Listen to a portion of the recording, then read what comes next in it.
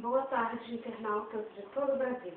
Meu nome é Luciana, tenho 22 anos e moro em Ferraz de Vasconcelos. Hoje estou aqui para explicar, ou pelo menos tentar explicar um pouquinho do meu sonho. Eu amo cantar e meu maior sonho é ser cantora.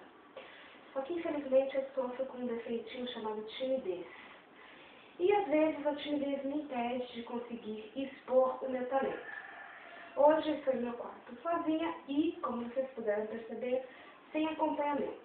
Porém, mesmo assim, eu vou tentar mostrar para vocês um pouquinho do que eu consigo fazer.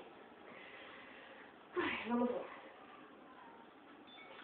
Eu quero levar uma vida moderninha, deixar minha menininha sair sozinha, não ser machista e não bancar o possessivo, ser mais seguro e não ser tão impulsivo.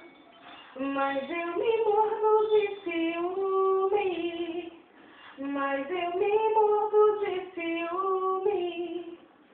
Meu bem me deixa sempre muito à vontade.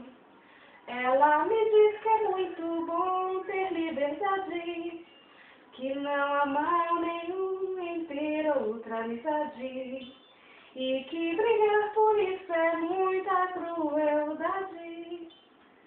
Sim, tá aí um pouquinho do meu talento. Eu espero que vocês gostem e